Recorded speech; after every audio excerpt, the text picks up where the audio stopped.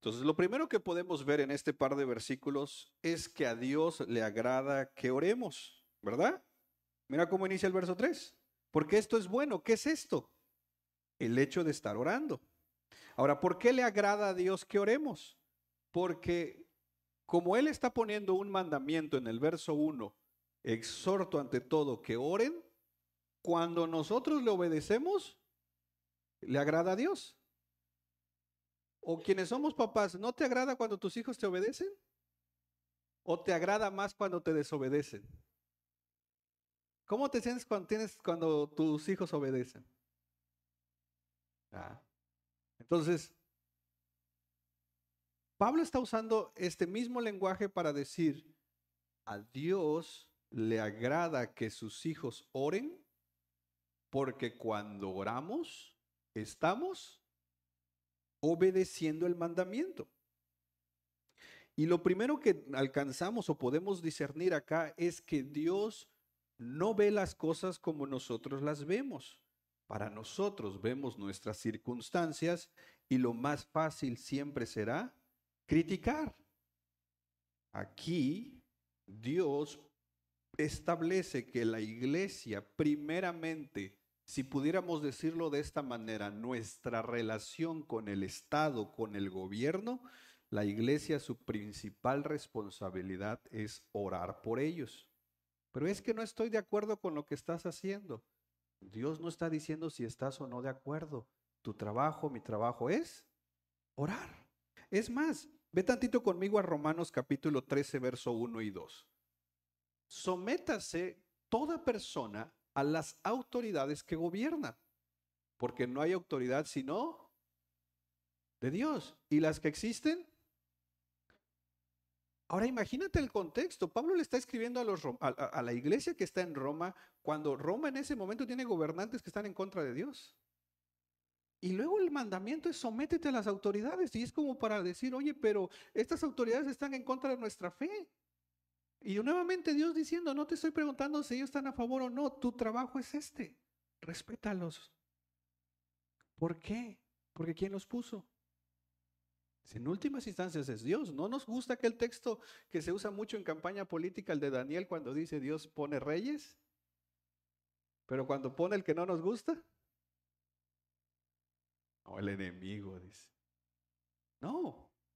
Ahora, mira, para que no vayan a decir aquí que estoy defendiendo a un político. No, quiero que veamos las cosas como Dios las ve. Quiero que entiendas esto. Si a nosotros Dios nos va a pedir cuenta de lo que nos dio.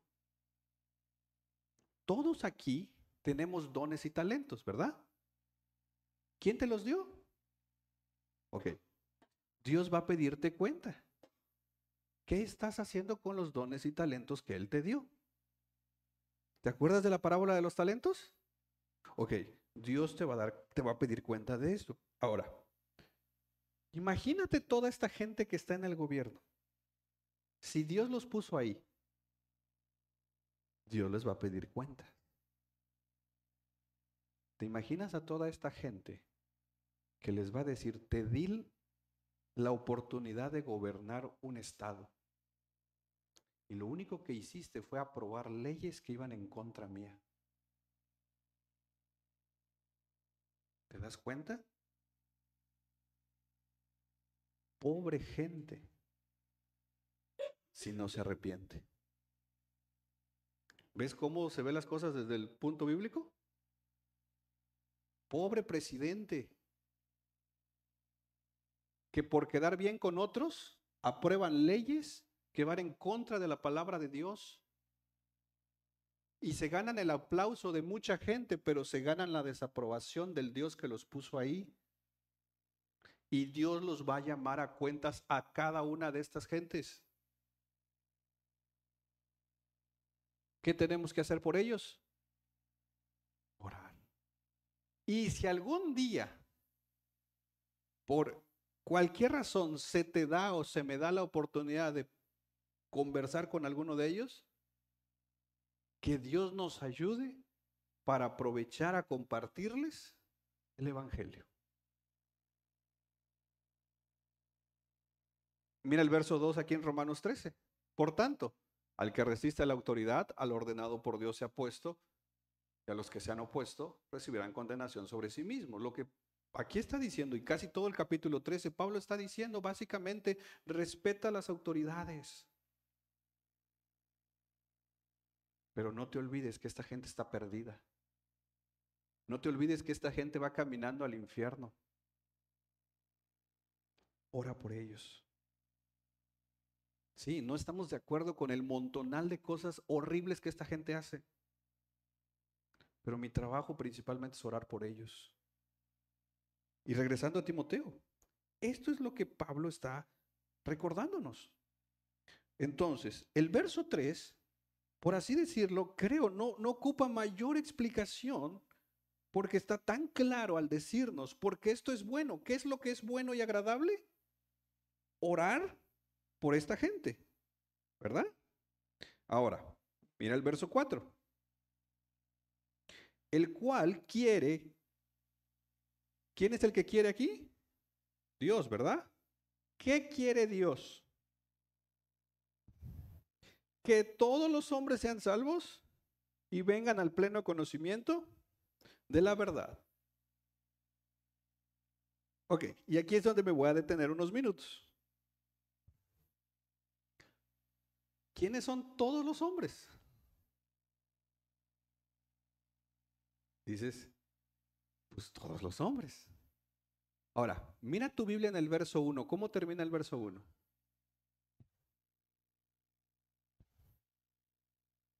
Entonces, por eso el miércoles era importante que vinieran. Voy a brincar un montón de cosas porque doy por hecho que ya lo saben. Todos los hombres del verso 1 es una frase de ¿cuántas palabras? 3. Y todos los hombres del verso 4 es una frase de ¿cuántas palabras? 3. Ahora,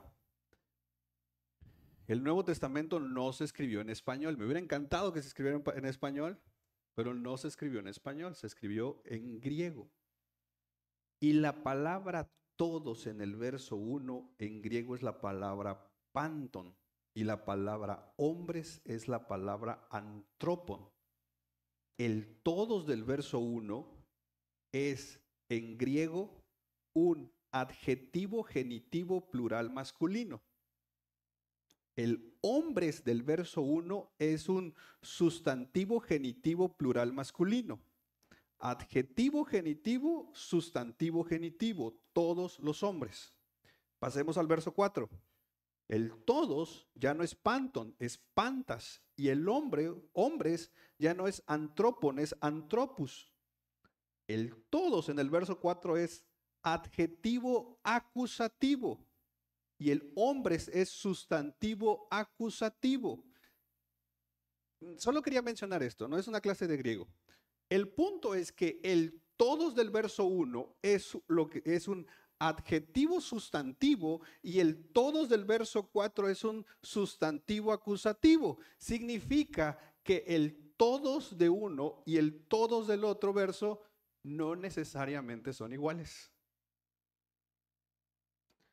Y tenemos que tener cuidado cuando vamos a la escritura, cuando nos enfrentamos sobre todo con el uso de las palabras como la palabra todos. ¿Por qué? Porque el miércoles lo decíamos. ¿Qué ayuda a entender mejor una palabra? Los que vinieron los miércoles, el miércoles. El contexto. No me vengas a hacer una doctrina con una sola palabra que no las has estudiado en su contexto.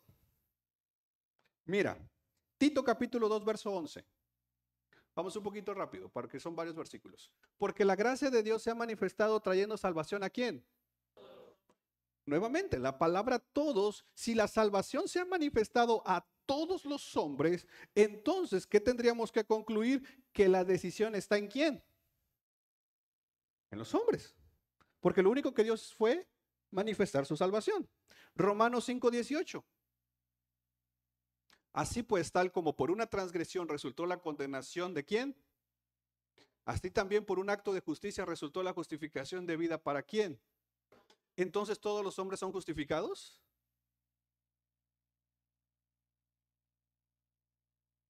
Si por uno o por un hombre entró la condenación de todos los hombres. ¿Todos los hombres están condenados? ¿Todos los hombres están condenados? Ok.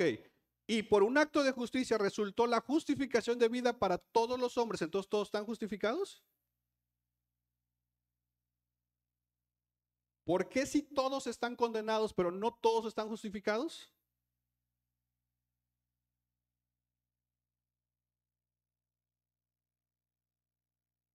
Entonces la decisión está en el hombre. Primera de Corintios 15:22. Porque así como Adán, en Adán, ¿qué? También en Cristo, ¿quiénes son todos?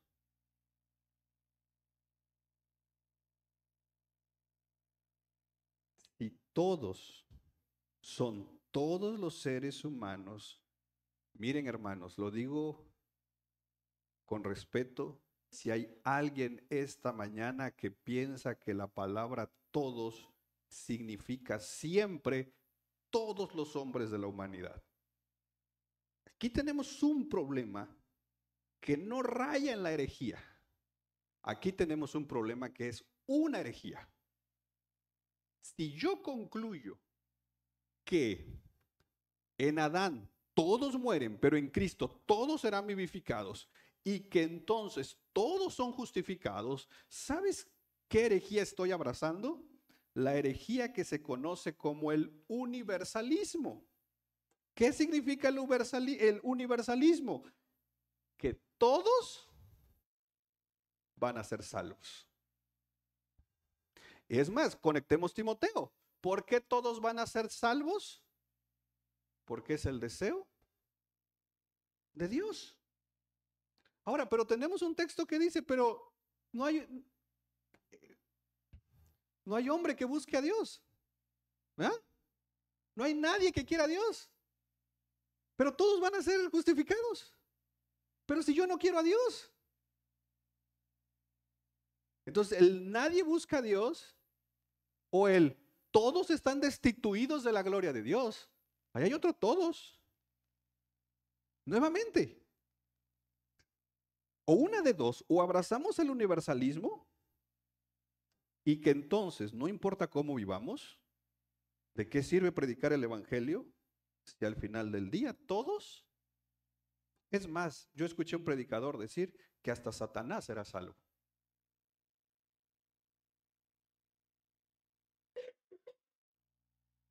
Y la razón es que todos serán salvos, dice, porque Dios es el deseo de Dios.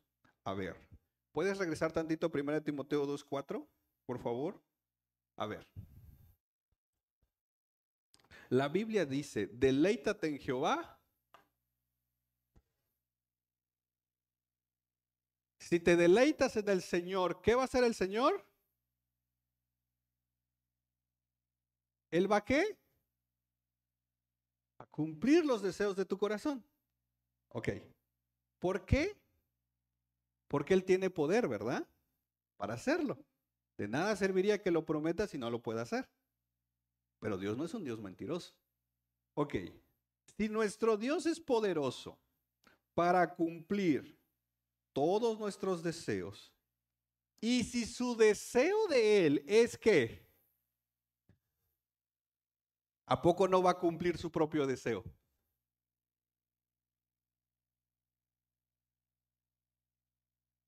O sea, puede cumplir el de nosotros, pero el de Él no.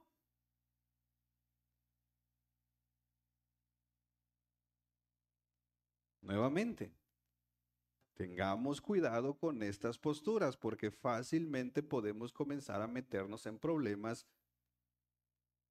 al querer defender a primera instancia este tipo de cosas. Ahora, ¿cuál es la salida fácil para muchos?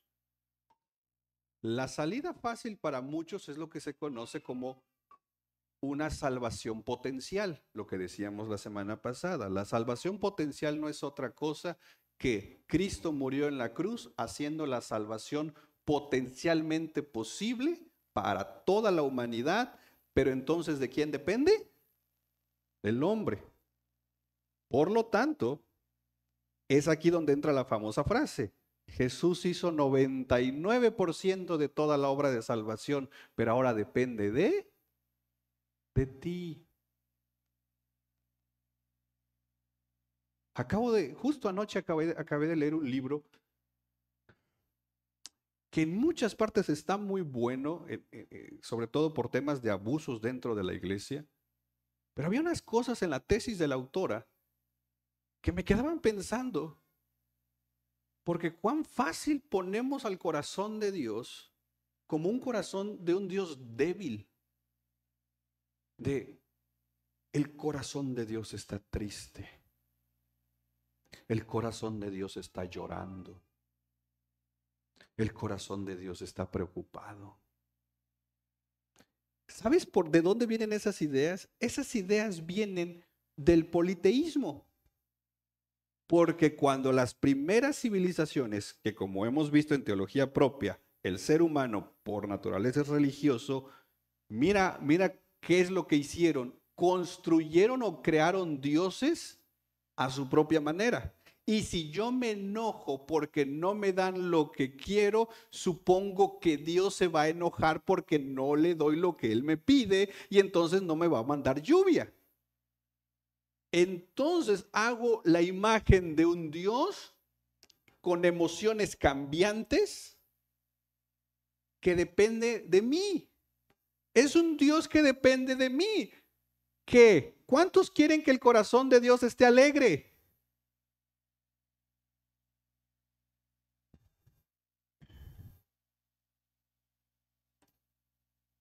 Entonces, ¿su alegría depende?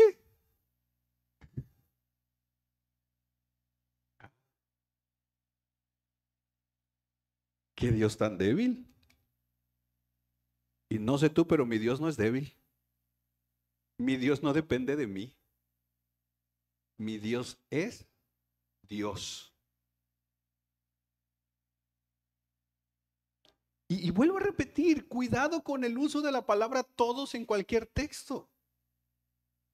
Aquí podemos entender en un lenguaje, y ahorita lo voy a explicar un poquito más, pero no podemos simple y sencillamente decir que Dios tiene un deseo que dependerá del ser humano si se cumple o no. Entonces, quiero a ver si cabe en tu lógica, porque en la mía no. El Dios todopoderoso que creó de la nada con el poder de su palabra todo un universo, ahora se somete a depender de su creación. El Dios que sustenta toda la vida. El Dios 3 veces santo. No sé cómo decirlo. Este Dios glorioso depende de mi decisión. Depende de mí. O una de dos. O es un Dios débil. ¿O es un Dios pequeño? Mira, Marcos 11:32. Cuidado con usar el todos pensando que es todo miembro de la raza humana. Pero si decimos de los hombres, pero también a la multitud, ¿por qué? ¿Qué dice? Si yo supongo que todos es todos, entonces aquí tendría que concluir que todos los hombres de la raza humana consideraban que Juan verdaderamente había sido un profeta. ¿Hermenéuticamente puedo hacer esto? ¿Todos de la raza humana consideraban que Juan era un profeta? ¿Quiénes eran todos? Estaban ahí. Lucas 3:15. Como el pueblo estaba a la expectativa, ¿y qué? Nuevamente, ¿serán todos los de la raza humana? ¿Quiénes eran todos? Marcos 5:20. Y él se fue y empezó a proclamar en Decápolis cuán grandes cosas Jesús había hecho por él. ¿Y quiénes? ¿Quiénes eran todos? Marcos 1:37. ¿Lo encontraron y le dijeron? ¿Todos los de la raza humana buscaban a Jesús? Y de este modo podríamos seguir haciendo todo un estudio de la palabra todos, olvidándonos que aún nosotros con cuánta frecuencia usamos la expresión todo el mundo, todos los hombres, sin necesariamente referirnos a todos. ¿Quiénes llegaron? Ahí estaban todos. Pues yo no estaba. O yo no soy nadie. ¿Quién soy? ¿No? O como alguien, o del lado contrario. Oye, ¿y cuántos fueron a la reunión? Vieras, bien poquito, no llegó nadie. Y los que llegamos, no somos nadie. De ahí la importancia del contexto en un pasaje bíblico. Si en el verso 1 la palabra todos es un genitivo, es decir, un elemento de género, y en automático Pablo está poniéndonos el género que son reyes, hombres de autoridad, lo que entonces Pablo está diciendo que oremos por todos los hombres que están en esta esfera de autoridad, sin necesariamente yo poner una clasificación de los hombres. Déjame explicártelo. Cuando, por ejemplo, está diciendo que oremos por todos los hombres, yo no tengo que hacer una clasificación mental de decir voy a orar solo por los de mi partido político. O no voy a orar, o voy a orar solo si el gobernador me cae bien. Pero luego dice todos los que están en autoridad. Y lo decíamos la semana pasada, ¿qué personas están en autoridad sobre mi vida? Y los que tenemos papás, ¿quién es nuestra autoridad? ¿Quién? Nuestros padres. Entonces, si nuestros padres son una autoridad en nuestra vida, y sin la tuya no, Dios te bendiga, ojalá te arrepientas, tus papás son una autoridad en tu vida, tienes que orar por ellos. Pensé que iban a decir amén.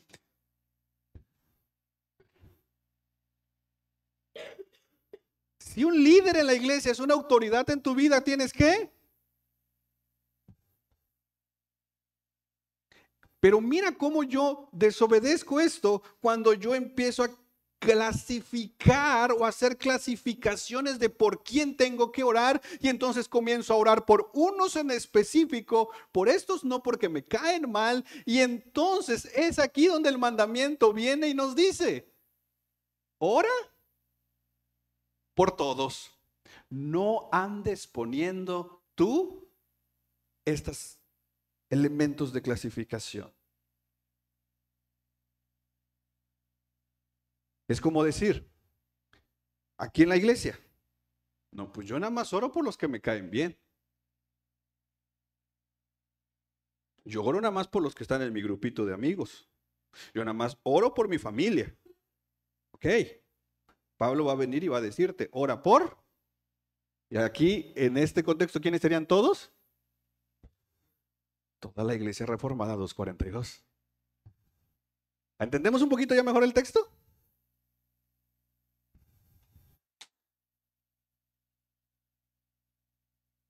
No solo oramos por algunos, oramos.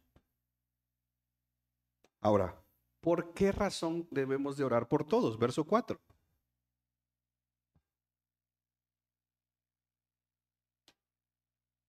¿Por qué razón debemos de orar por todos?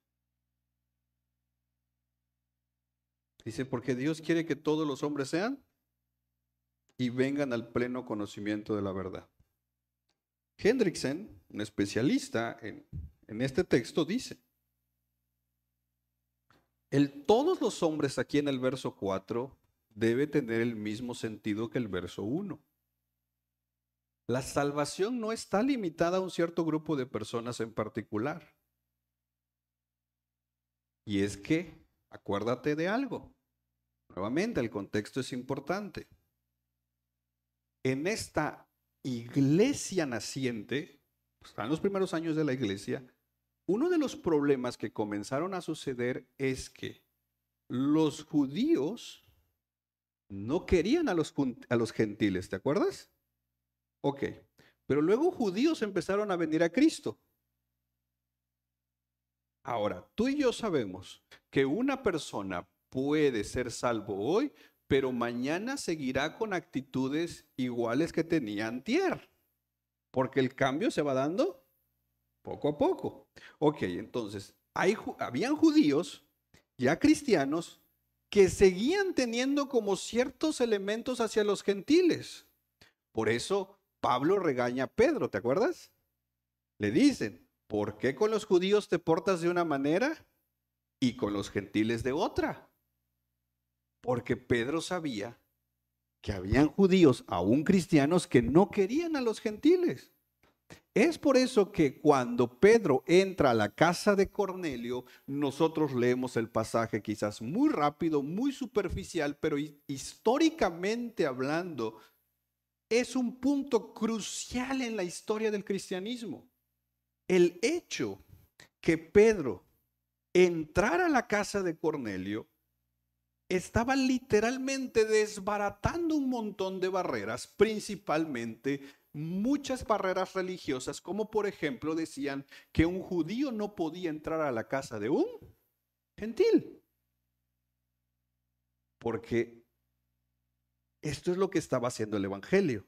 De dos pueblos estaban haciendo uno, pero ahora del otro lado en los gentiles estaban también levantando barreras en contra de los judíos. Por lo tanto, el elemento de la salvación rompe todas estas barreras de raza, de posiciones económicas, de posiciones en el gobierno. ¿Por qué?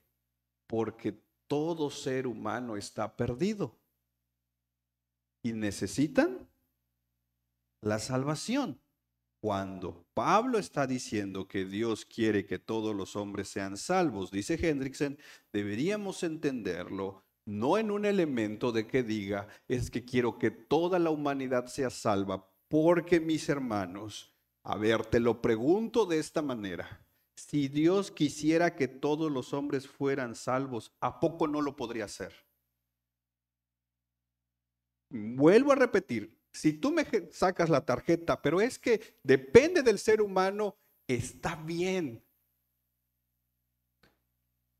Pero nuevamente, para mí no casa la idea de un Dios débil que dependa de la decisión de un ser humano cuando el ser humano no quiere a Dios.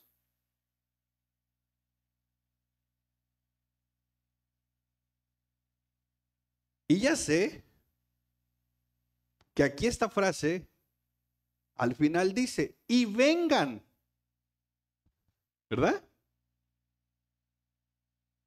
¿Qué quiere Dios? Imagínate por un momento esta escena. Está Dios en su trono celestial y su universo con solo el poder de su palabra.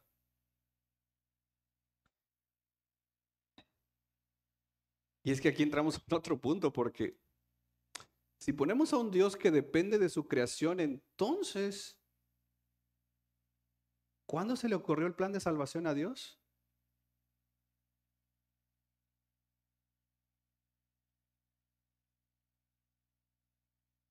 Piensa un momento eso. Si Dios va a depender de la decisión del ser humano para que el ser humano sea salvo y el ser humano venga a Dios, entonces originalmente no era el plan de Dios. Se le echaron a perder los planes a Dios. ¿Cuándo? ¿Bajo esa línea de pensamiento? En Génesis 3. ¿Cuándo diseñó el plan de salvación? Después de Génesis 3. Pero Él nos escogió antes de la fundación del mundo.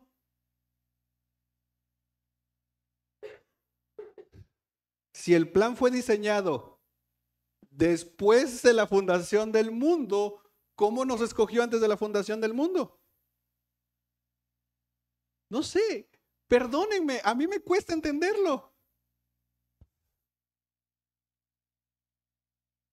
Y no estoy aquí diciendo, miren, Calvino dice esto y Calvino dice el otro. Estamos viendo la escritura.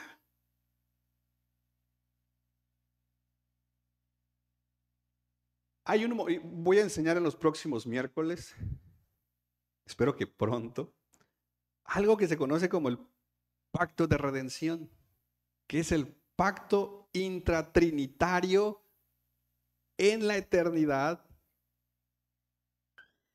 antes de la fundación del mundo, para explicarnos a la luz de la Escritura que el plan de salvación no fue después de la caída. Porque si el plan de la salvación fue después de la caída, nuevamente, tenemos a un Dios que depende de nosotros. Entonces, imagínate, yo hoy tengo un compromiso a las 12 del día.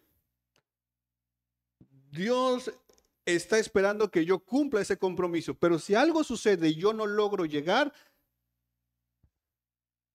entonces Dios tiene que actuar conforme a que si yo llegué o no llegué. Entonces, Dios no conoce lo que viene adelante porque Dios va conociendo el futuro conforme nosotros vamos tomando decisiones. No sé tú, pero yo no quiero a ese Dios. Yo quiero un Dios que esté por encima del tiempo y que mi eternidad está asegurada en sus manos. Pero el lenguaje está aquí. Y yo sé, y lo digo nuevamente con respeto, la vida entera no nos va a alcanzar para ni el arminiano convencer al calvinista, ni el calvinista convencer al arminiano, porque cada uno se aferrará cada vez a su punto. Y no, Pablo no está diciendo acá, miren, les dejo un texto para que discuten sus posturas soteriológicas. No, el lenguaje de Pablo es un lenguaje antropomórfico. Tú y yo ya sabemos de este lenguaje porque he predicado textos cuando la Biblia dice que Dios se arrepiente. ¿Verdad? ¿Dios se arrepiente? Entonces, ¿por qué la Biblia dice que Dios se arrepiente? No les voy a responder porque ya lo saben. Y si no lo saben, vean las prédicas. No lo voy a explicar 2 veces. Bueno, sí, pero hoy no, porque ya me voy. El punto es que la Biblia tiene que hablarnos con este tipo de lenguajes para que entendamos, como cuando yo le hablo a Sophie, para que me entienda con unos sonidos de bebé. No sé si me explico. Ahora imagínate, el Padre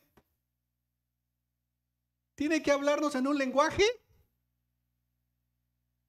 humano para que entendamos. Y mira cuán alejados estamos que en lugar de entender, ¿qué hacemos? No podemos pelear. No, pues que yo soy arminiano y ahí dice, mira, que vengan. No, pues yo soy calvinista. Y Dios diciendo, ni porque te estoy hablando para que me entiendas. Nuevamente, si Dios quisiera que todos los hombres fuesen salvos, Él lo podría hacer así.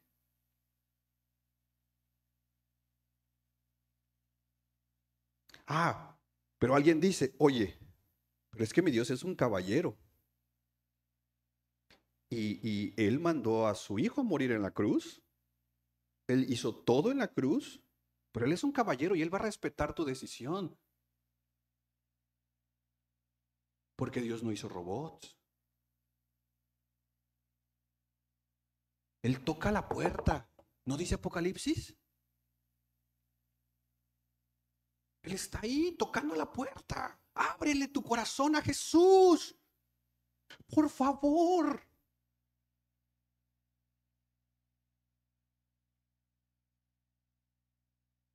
Pobrecito.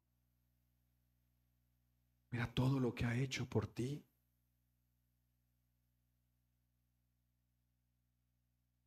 Él quiere que seas salvo, pero Él no te va a obligar a que creas. Nuevamente, si esta es tu visión de Dios, está bien. Te la respeto. Yo en lo personal no creo en un Dios así.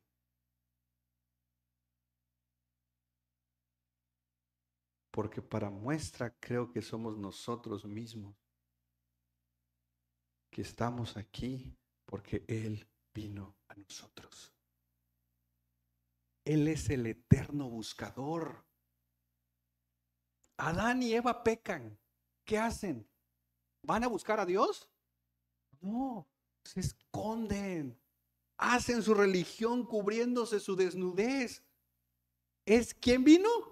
Dios a buscarlos, matando a un inocente para cubrirlos.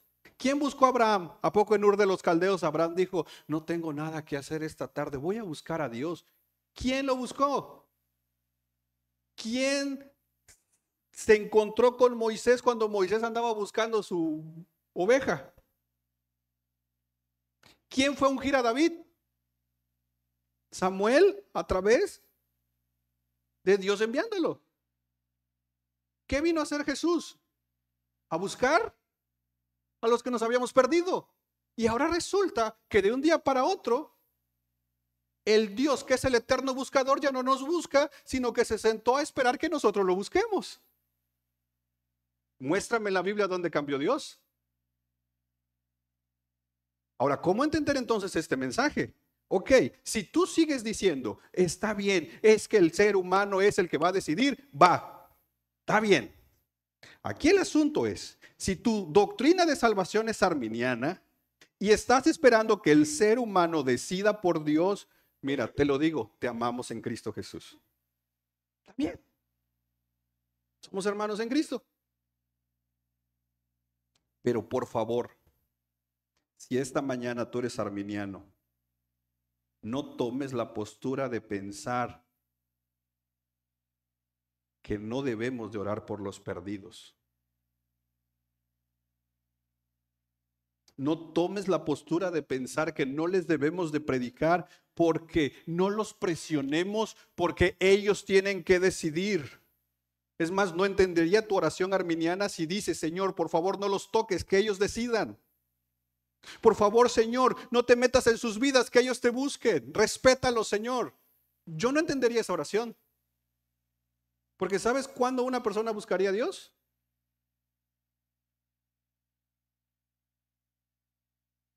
Pero si eres arminiano, está bien. Por favor, no malinterpretes este texto. Porque no orar por los perdidos, no evangelizarlos, es no haber entendido la gran comisión y es no entender lo que Pablo está diciendo acá.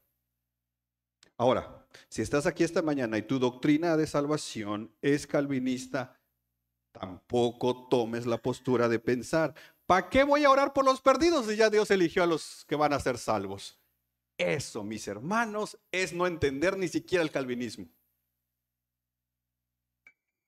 No podemos hacer de una doctrina de salvación un punto para mi desobediencia. Qué horrible es encontrar supuestos calvinistas no orando por los perdidos y no evangelizando. Eso es no entender ni su propia doctrina. Y todavía hay quienes supuestamente calvinistas agarran diciendo, no, es que Pablo era calvinista. ¿Y quién salió a evangelizar media Europa? Pablo. Pues si dices que Pablo era calvinista, sigue su ejemplo. Entonces, Pablo aquí no está metiéndonos a un debate soteriológico, no nos mete a un debate de posturas de salvación, no, este no es el punto de Pablo. El punto de Pablo, usando un lenguaje humano, está diciéndonos, iglesia, tu llamado es orar y predicar el evangelio a todas las personas porque necesitan de Cristo. Por una sola razón, porque la salvación es del Señor. Por eso esta mañana, si eres calvinista o arminiano, está bien, pero esta mañana toma un momento para orar por alguien que no conoce a Cristo. Eso le agrada a Dios. Más que meternos en debates que vamos a terminar hasta peleándonos, hagamos esta mañana lo que le agrada a Dios. ¿Qué le agrada a Dios? No que nos andemos peleando. Es más, invítale unos tacos a tu hermano arminiano. y le dices, estaba destinado que yo te invitara a tacos esta mañana. Ya si él elige o no recibirlos, ya es su tema. A lo que voy es, hagamos lo que le agrada a Dios. ¿Qué le agrada a Dios? ¿Por quiénes? Porque la salvación. Vamos a orar. Señor, te damos gracias porque eres bueno y tus misericordias son para siempre. Gracias te damos. Y vamos, iglesia, toma un momento para orar por alguien que no conoce a Cristo.